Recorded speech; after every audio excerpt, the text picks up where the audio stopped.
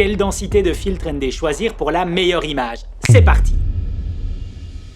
Alors, cette vidéo n'est pas du tout scriptée, je vais peut-être reprendre mes mots, elle est vraiment faite à l'imprévu, je l'enregistre ici depuis New York, et en fait, j'ai envie de faire cette vidéo par rapport à un constat et suivant en fait l'évolution de nos caméras. Donc comme je te l'ai dit, le sujet c'est justement quelle est la densité de filtre ND à choisir pour le meilleur rendu possible. En fait, c'est une question que je recevais souvent par le passé, que je reçois toujours à l'heure actuelle, mais auquel je n'ai jamais vraiment prêté le temps d'y répondre parce que pour moi ça semblait évident, c'est-à-dire que on choisit la densité suivant l'environnement dans lequel on se trouve.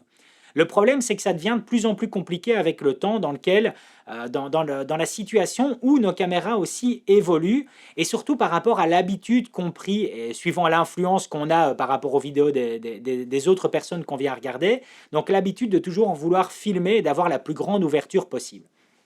Et donc, par rapport à ça, il en ressort un constat. La première chose, c'est par rapport aux caméras qu'on vient utiliser. En fait, on a deux des dernières grosses caméras qui sont sorties sur le marché. On a eu le Panasonic GH6 et le Fujifilm X-H2S avec lequel je m'enregistre à l'heure actuelle. Et en fait, ces deux caméras-là, et sur leur log, ont un ISO beaucoup plus élevé. Donc, c'est-à-dire qu'on a une sensibilité, une montée en ISO sur le log qui est beaucoup plus élevée. Ici, par exemple, sur le X-H2S, et si je veux filmer en F-Log2, eh bien, je suis sur un ISO 1250. Et de mémoire, je pense que c'est plus ou moins pareil sur le GH6, si pas même un peu plus. Et ça me fait d'ailleurs revenir quelques années en arrière, où j'étais, il faut quand même savoir que j'ai été un utilisateur du Sony A7S, la première génération. Et de mémoire, quand on était sur le S-Log, alors je ne sais plus c'était quelle génération de S-Log qu'on avait sur les A7S, je me demande si de mémoire on n'était pas même à ISO 1600. C'était vraiment galère à l'époque pour filmer en plein jour sur le log.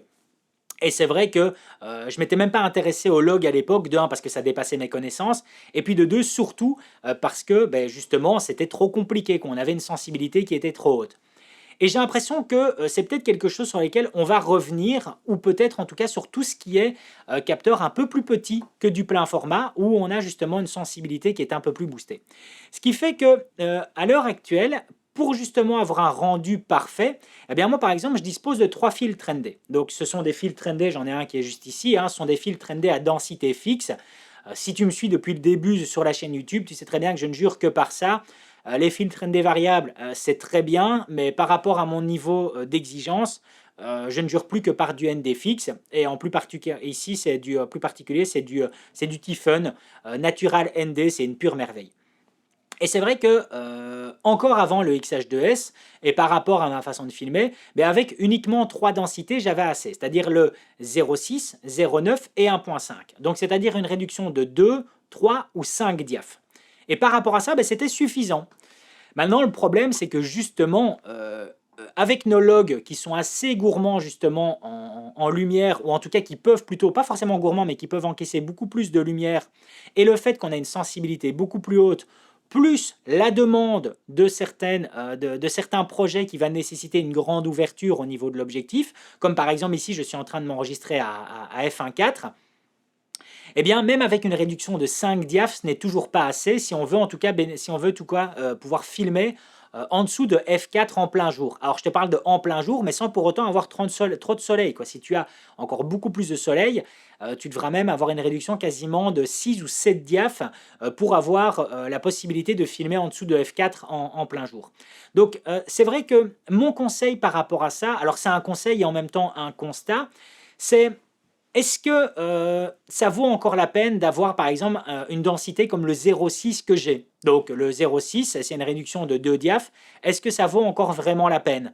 C'est vrai que je l'utilise un peu moins, ou alors ce sera peut-être en fin de journée, mais disons que peut-être que mon conseil à l'heure actuelle sera plus d'évoluer vers une réduction de 3, de 5 et peut-être de 7 diaph, et peut-être de skipper, de passer en tout cas l'utilisation d'un filtre ND qui va simplement te supprimer 2 diaph. Alors, si tu veux absolument te concentrer dans du filtre ND variable, eh bien, dis-toi aussi que du coup, ça va t'obliger à faire l'acquisition des nouvelles générations de filtres ND variables. Donc, c'est-à-dire que les filtres ND variables de qualité évoluent. Et donc, c'est-à-dire que maintenant, ces filtres ND variables sont coupés en deux. C'est-à-dire qu'avant, le ND variable fonctionnait avec une réduction qui allait de 2 jusqu'à 9 diaph, par exemple. Et maintenant, on l'a vu à l'époque avec les premières générations de filtres ND variables de Polar Pro, où ils ont scindé en deux les kits. Donc, c'est-à-dire que tu avais une première partie qui faisait une réduction de 1 jusqu'à 5 diaphes et de l'autre qui faisait de 5 jusqu'à 9. Mais donc tu devais acheter les deux kits pour ça. Eh bien, à l'heure actuelle, ça veut dire que tu as quasiment l'obligation d'acheter directement ces deux kits. Des kits qui peuvent être évidemment assez onéreux. Donc, désolé si la vidéo fait un peu brouillon, mais je réfléchis vraiment haute voix en même temps que je t'enregistre celle-ci, dans le sens où je te dis, c'est vraiment un constat que j'ai. Ça me fait drôle en fait de t'enregistrer cette vidéo parce que à aucun moment je ne pensais pouvoir aborder ce sujet. Comme je te le répète, comme je te l'ai dit en début de vidéo, pour moi c'est évident. C'est-à-dire que quand on me demande quelle densité de filtre ND je dois acheter, ben c'est évident, tu t'achètes la bonne réduction par rapport à ce que tu as l'habitude de filmer. Le problème, c'est que les habitudes évoluent. C'est ça le gros souci à l'heure actuelle. La sensibilité des caméras évolue, nos besoins, ou en tout cas les besoins de nos projets évoluent. Comme j'ai expliqué, on a de plus en plus de demandes pour devoir filmer avec une grande ouverture, que ce soit nous par rapport à notre propre préférence, ou si tu es dans l'univers professionnel par rapport aux préférences ou aux exigences de ton client. Et ce qui fait que à l'heure actuelle, c'est plus du tout déconnant en fait d'avoir par exemple un ND fixe de 7 diaphes. C'est-à-dire que 7 ou 8 diaphes en filtre ND fixe, pour moi avant ça me semblait pas forcément inenvisageable, mais en tout cas peut-être superflu. Alors qu'à l'heure actuelle, ça peut réellement devenir une véritable nécessité. Donc, mon conseil par rapport à ça, c'est surtout de regarder en fait la caméra que tu viens à utiliser. Si tu as une caméra dont la sensibilité par rapport à ton log est assez haute, et si en plus le log qui est présent dans ta caméra encaisse énormément les hautes lumières, ce qui est le cas par exemple ici avec le Fujifilm X-H2S, pour ça c'est une petite merveille, il encaisse admirablement bien en fait les hautes lumières, et bien alors là, viens sélectionner des filtres ND fixes, comme je te dis, qui vont peut-être avoir une réduction de 3, 5, 7 diaphes. Voilà, peut-être de l'ordre de ça. Si tu veux en garder 3, ce serait qu'en avoir 4 ou 5, bah de 1 en dehors du prix, c'est des fois un peu contraignant. Moi, j'aime bien avoir un kit de 3, je trouve ça pas mal. Mais tu vois que moi, par exemple, ici, j'ai un 0,6, un 0,9 et un 1,5, donc 2, 3 et 5 diaphes de réduction. Le 2, donc le 0,6, hormis des situations comme ici, là par exemple, tu vois la face caméra que je fais avec toi, là j'ai mis un 0,6, voilà, là j'ai mis un 0,6, donc je filme à 1,4, j'ai une petite lumière qui est là sur le côté, et par rapport à l'environnement, si je voulais pas avoir mon arrière-fond totalement brûlé, totalement surexposé, j'ai mis un 0,6. Mais dès que je suis en extérieur, j'utilise quasiment plus. Ou alors c'est vraiment un début de coucher de soleil ou une fin de journée avec un début de lever de soleil ou une fin de journée avec un coucher de soleil. Mais sinon le 0,6 c'est quasiment quelque chose que j'utilise plus. Donc voilà un peu mon constat. Une réduction en tout cas qui va aller de 3, de 5 et de 7 diaphes. Si tu veux faire l'acquisition d'un filtre ND variable, de 1, prends toujours des kits qui vont avoir deux systèmes, donc deux répartitions comme je te disais. Donc soit tu as Polar Pro qui fait ça, ou alors tu as Freewell qui lui a l'avantage d'inclure les deux variantes, donc les deux échelles dans le même kit pour le même prix. J'en ai fait une vidéo sur la chaîne, je te mets le lien juste ici pour que tu puisses la voir. C'est un des seuls kits de filtre ND variable que je recommande.